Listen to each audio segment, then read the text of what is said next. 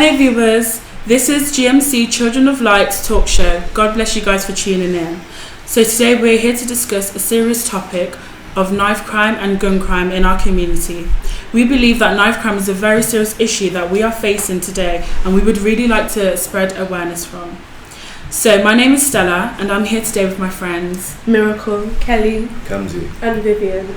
So guys, would anyone like to explain what is knife crime? Yes, I'll explain. I think knife crime is when a person carries a knife for malicious intent or uses it as a way to hurt somebody. Thank you. I think a knife crime is a crime that involves a weapon and also it's threatening someone with a knife. Thank you, Michael. So I believe knife crime is committed when an individual carrying a knife has the intention of threatening, causing bodily harm, or worst case scenario, causing the death of another individual. Thank you. In addition to what everyone said, knife crime also includes carrying a knife that is banned and a murder where the victim was stabbed with a knife. Thank you. So, what causes knife crime in our community? I feel like a lot of youths carry a knife around for protection, or maybe for self-defense. You know, they feel like if in case they're ever attacked that they need to protect themselves, because some people just feel like the authorities may not do enough for them, so they take matters into their own hands. And another point that I have is maybe to gain respect. So a lot of youths believe that they need to be pushed up the social ladder and that this is the easiest way for them to make friends and to be able to be respected. Miracle, do you have any other points? I think that knife crime is a result of having like bad friends. So if you have bad influences around you that can lead you down the wrong path because they're your friends, you want to please them, you follow what they do, so that can have a role in knife crime. I also feel like knife crime is a result of parental negligence. So if a parent isn't like caring about their child, isn't like looking about what they're doing and making sure their child is up to the right thing, then that can lead them to knife crime because no one's looking after them, making sure that they're doing the right thing. And also I feel like it's because of popularity. So some people find it cool to be like involved in such things, so they want to like push themselves up like a social ladder, so they turn to things like knife crime because they want to fit in. Thank you. Thank you, Miracle. Kelly? I think knife crime is mainly caused by environmental issues, such as where they live. For example, I know that if you grow up in a more poorer area compared to a rich area, maybe there's more times that you're going to be likely to commit crimes because of the environment you grew up in. I also think knife crime is also caused by reoffenders, as when people go to prison, when youth go to prison and they come out, they're more likely to fall back into the crime because there's nothing really to help them from where they've been, and there's nothing really to help them say, oh, here's a starting point. And I feel like that's a reason why people always go back to knife crime. Thank you, Kelly. Kamsi? So I think there are a few factors that can cause knife crime. One would be a lack of positive role models. So a positive role model can be a family member, teacher, celebrity, or basically anyone who can encourage you to make the right decisions. And if a youth doesn't have this can cause this can increase the likeliness of them being indulged in knife crime. An example of this would be a musical artist who incites violence through their music, and the youth would be inspired by this, not knowing the moralities of it. And another point I'd like to make is on social media. So I feel like loads of youth are exposed to many atrocities on the streets, which can misguide them and lead them on to the activities on the streets, such as knife crime and gang violence. And I feel like parents need to be in control of this and make sure they can be in control of what their children are looking at on social media, so it doesn't negatively impact them. Thank you, Kamsi. Vivian? I think a main factor would be that children and young people don't trust the authorities to protect them. So if they feel that society is unfair, they feel less inclined and they would not play by the rules. So they'll be more likely to lash out, which would make toxic environments and which would attract things like gangs and crime. Thank you, guys. So how can we reduce knife crime in our communities? Kelly, would you like to start? Yeah.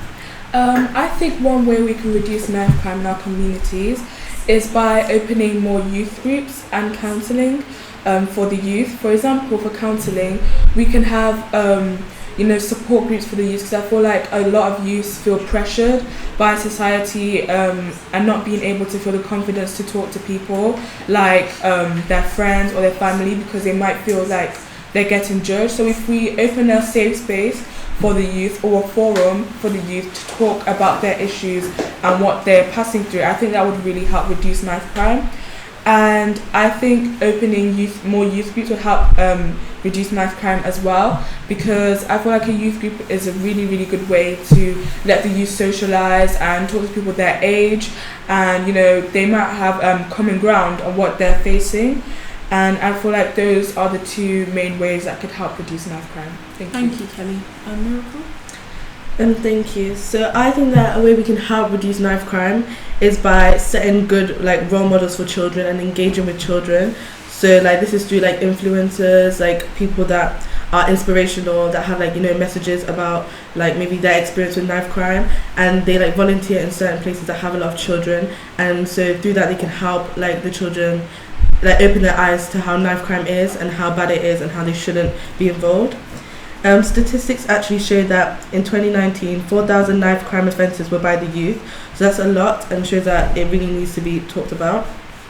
Another way we can help reduce this is by educating in schools. So I feel like in schools a lot of our socialization happens. So in schools, while we're still learning things and growing, we should be talking about how to reduce how to stop knife crime, because many children are doing it. So we can help by educating them while they're still learning about other things as well. And my next point is that youth groups. So because in youth groups you're socializing with a lot of other children, I feel like it's good that we help encourage children to go to youth groups, because they can learn good things from other children, and through that turn away from the bad path they were on. And also other children can help other children can help other children, because they're teaching each other different things, and so through that we can help reduce knife crime, and it also keeps them off the streets so they're not doing bad things. And statistics show again that the number of homicide victims for the age group 0 to 24 years is consistently the highest. So that shows that a lot of murder happens from those years, and so we need to talk more about how to reduce knife crime. Thank you, Miracle. Kamsi? So I've agreed with what everyone has said, and I think an additional way we can prevent knife crime is to actually have parents take time out of their day to speak to their children. So I feel like they should allow their children to express themselves to them about problems that they have, because I believe in most cases youth don't want to talk to their parents because they feel like they'll be judged or their parents won't really understand. So I feel like having this can actually be vital for their well-being, and also I feel like this also helps them put aside any problems that they're facing, and maybe actually help you acknowledge ways that you could give them advice on this and actually just help them in general. Thank you. Thank you, Kamsi. Vivian? I think one good way to help reduce knife crime would probably be extra educational help. Because research shows that most of the people who indulge in these activities have either not done well in their GCSEs or have been unable to find a job. So if we provide the support that children need, then they will feel less lost and less inclined to resort to crime to earn money. Also, increased securities around schools, because research also shows that most knife crime happens in daylight around schools. So if we have people around here to prevent this, then maybe the rates and the numbers can drop, and we can help make the place a bit safer for everyone around. Thank you. So I noticed that a lot of you guys spoke about youth centres being closed down. So I guess we all kind of feel strong about it. So does anyone kind of want to elaborate on how you feel like youth centres help with knife crime and reducing knife crime? So I think that youth centres are really important, because I feel like it can play a big part in helping children find a new direction, because if they're surrounded by good influences, then that deviates them from that life of crime. I also feel like it can be a good way of escaping reality, so just good for their mental health, having that 1 hour or 2 hours to be with friends and socialize with people and escape from whatever's going on at home or whatever issues they have in their lives. And I also feel like some youth groups are religious, so through that they can help find a purpose, because it can help them find like a religion to follow and to believe in, and so that can also encourage them to like live a good life and not a life of crime as well. So I feel like that's really important. Thank you. Like Miracle said, I also strongly believe that youth groups really help reduce knife crime. Studies show that closures of youth groups are putting young people at risk, and youth groups are fundamental to ensure the safety of youths, and the areas that have suffered the largest cuts has seen an increase in knife crime. So clearly shown by the statistics, we can clearly see that when youth groups are closed down, knife crime rises up. And from the simple fact that even though youth groups are really good as well, it may not also be used to talk about knife crime issues, but like Milk said, it's also a really good way to just escape or talk with friends or hang out with people and meet new people and socialize more. And through that, it can also get rid of like anxiety and antisocial behavior, and it can really just, bring out your true potential as well. Thank you, Kelly. Kamsi? So I feel like youth centres are a efficient way to rehabilitise youth, because I feel like many youth who visit youth centres regularly are usually from troubled backgrounds, and a youth centre in a way can be like a second home for them. So there's been some research which states there's been a 51% drop in youth centres supported by English councils in the last 3 years, and of English councils that have given information, 88% have seen at least one youth centre closed down. So I feel like taking away this from them actually increases the likeliness of them going onto the streets and, as I've said before, engaging in activities such as knife crime and gang violence. Thank you. Thank you, Kamsi. Vivian? Thank you. So I basically agree with what everyone was saying. I know that all of us here have been to a youth group, and we understand that we can make new friends, we can get into hobbies that would just kind of build our character, we can get work experience. It just gives us loads of opportunities to kind of get away from the streets and just do better things with our lives. So I feel like dropping the youth centres and just stopping it puts the youth more at risk, because we don't really know what to do. We use youth centres as a way to calm down, to communicate with others our age and talk about problems that we might have. So I think it would be best if they reopened it and gave us this kind of place for us to feel comfortable in. Thank you, Vivian. So I also believe that youth clubs are there to help young people understand more about the world around them, and through youth centres, young people can be advised about their future, which can also help them to gain self-confidence, boost their self-esteem. And this also helps them with their leadership skills. Youth clubs, advise young people on growing up and being able to stay safe, healthy, and this is kind of like information that they may not get from their peers or even adults that they know, so like a family member or stuff. So it does just give more opportunities for young people, which again keeps them off the streets. So do we have any general advice that we would like to give the youths out there in our communities? I would say that make sure you're surrounded by good friends, so people that are not going to pull you down but push you up, people that are not going to make you do bad things. And bad things, because it's not worth it in the end. It's not worth it at all. I would also say that you should think about the outcomes. So think about who you're affecting. You're not just affecting the person that you've hurt, but also your life, their family's lives, like the people surrounding them. It's like a lot of people you have to think about. For example, there's a lot of case studies where people have died from knife crime, like Anthony Walker. And he was 18 years old and he died from knife crime, and his family was very sad, and they talked about how they struggled to forgive the people that hurt him and their lives after Anthony had died. So it does show that the impact, it impacts other people around that person as well, not just the person that you've hurt. And I would also say that you should think about your life as well, because you probably go to prison and spend a long time there, and when you come out you're going to be struggling to find a job and to survive. So you shouldn't throw your life away because of that, doing that knife crime. So really think about the outcome and how you're going to be affected by it as well. So I have a Bible verse about this. from Luke 6 verse 31, which says, treat others as you would like to be treated.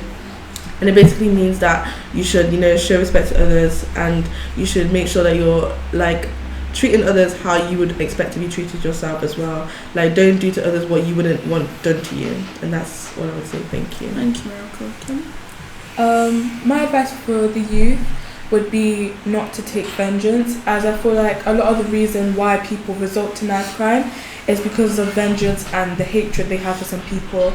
And I want to tell you that there are better ways to resolve your issues and better ways to resolve an argument than running to knife crime. Please talk to someone if you really need to talk to someone. Please just let people know that you don't have to go through this alone. And like Milko said, really surround yourself with good friends, as knife crime happens a lot also because of bad friends and bad influences, and the people who you're around is what you're going to self-reflect on. So just surround yourself with good friends. Also know that there's going to be a lot of consequences if you do stab someone with a knife. For example, joint enterprise. Even if you don't kill someone, you can still be charged if someone is killed or injured in front of you.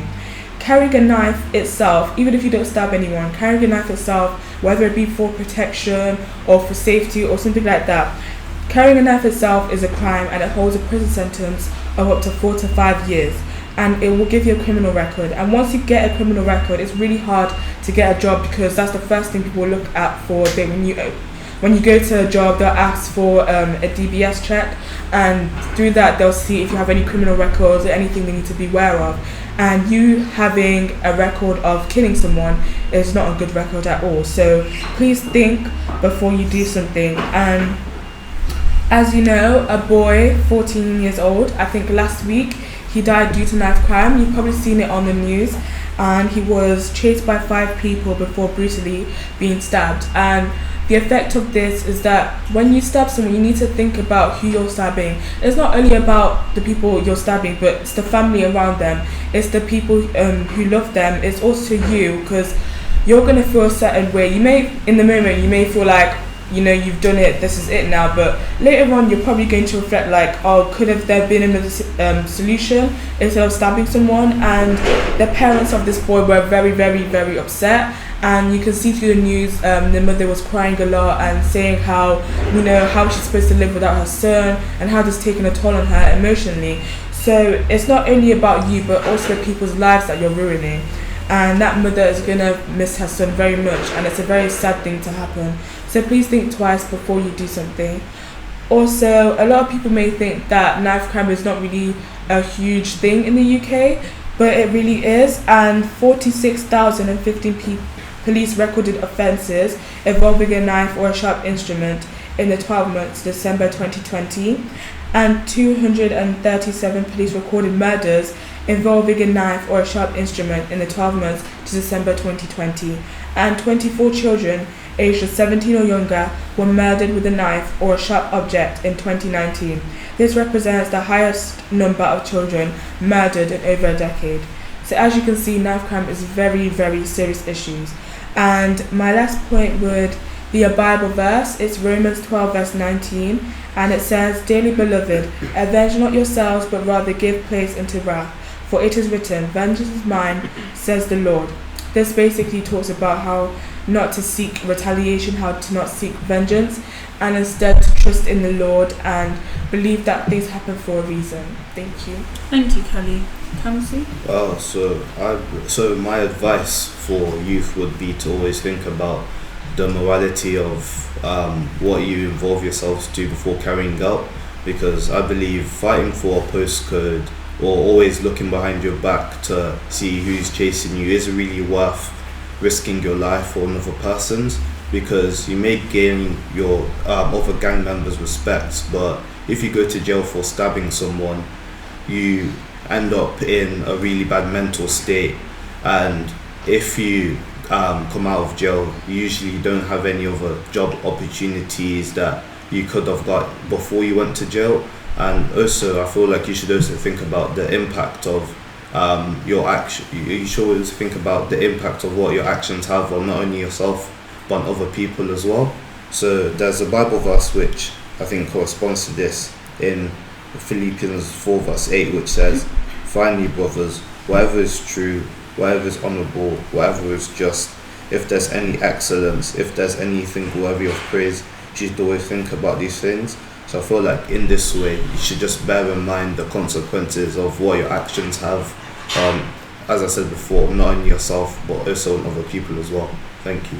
Thank you, Quincy. Vivian? So to basically round up what everyone has said, I just do want to repeat, do not suffer in silence. Don't keep all these things to yourself. There is always someone to talk to, whether that is professional help, so through therapy, or whether it's someone that you know and you trust.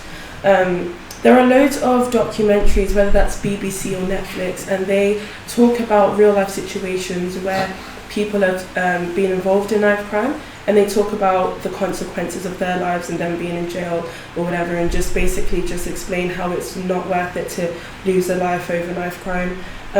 Also, if it's possible, you should try mediation, and this is basically where both of the parties just try and sit and discuss the problems, try and solve it, instead of reacting straight away and using knives and force. And I'm just going to read a bit of a Bible verse, which is Jeremiah 22:3. It says, "Be fair-minded and just, do what is right, stop murdering the innocent." And this verse is basically trying to say that obviously we are all equal, and we should stop trying to hurt everyone else but be kind to everyone, and to try and change our morals and our thought processes. And through this will nurture us and try and deviate us from this knife crime. Thank you. So I have a Bible verse as well. It's Matthew chapter 22 verse 39, and it says, "Love your neighbour as yourself."